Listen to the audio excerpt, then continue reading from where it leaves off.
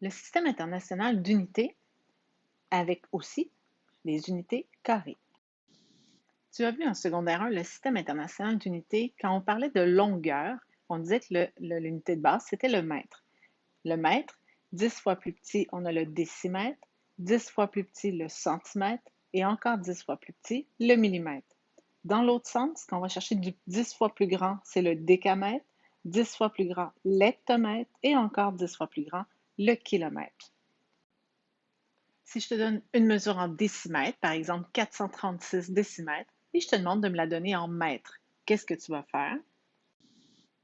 Les mètres sont plus gros que les décimètres, donc ça devrait m'en prendre moins. Pour passer de décimètres vers les mètres, je vais diviser par 10. Donc 436 décimètres, ça me donne 43,6 mètres. Allons-y avec un deuxième exemple. Disons que tu as 6,75 centièmes d'hectomètre que tu voudrais mettre en centimètres. Les centimètres sont beaucoup plus petits que les hectomètres. Ça veut dire que ça va m'en prendre beaucoup plus. Je dois multiplier par 10, j'ai des décamètres. Je remultiplie par 10, j'ai des mètres. Je remultiplie par 10 pour les décimètres. Et enfin, encore une multiplication par 10 pour avoir les centimètres. Je dois donc multiplier par 10 000. 6,75 hectomètres vont me donner 67 500 centimètres. Qu'en est-il pour les unités de surface? On va parler de mètres carrés, de centimètres carrés. Comment on passe d'une unité à l'autre? Je te donne un premier exemple avant d'aller plus loin. Disons que je vais calculer l'aire de ce rectangle. Pour calculer l'aire de rectangle, la formule, c'est la base multipliée par la hauteur. Ici, j'ai 3 cm par 6 cm. Donc, l'aire de ce rectangle, 3 fois 6, ça me donne 18 cm². Si je voulais calculer l'aire de ce même rectangle, mais dont les mesures étaient données en millimètres, ça veut dire qu'ici, j'aurais 3 cm en millimètres, ça fait 30 mm. Et 6 cm, si je le transforme en millimètres, ça me donne 60 mm.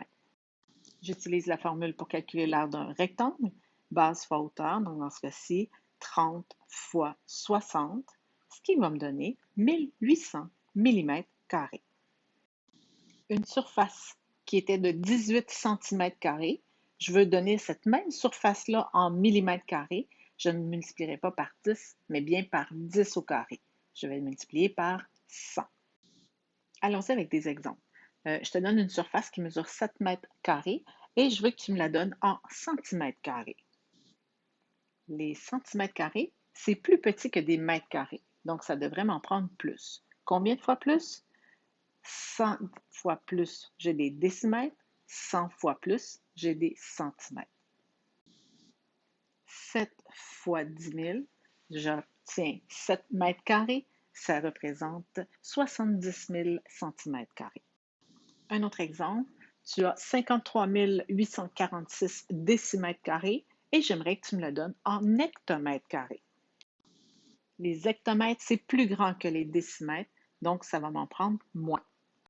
J'ai des décimètres carrés. Si je divise par 10 au carré ou par 100, j'obtiens des mètres carrés. Si je redivise encore par 100, j'ai des décamètres carrés et je redivise une autre fois par 100 pour avoir des hectomètres carrés.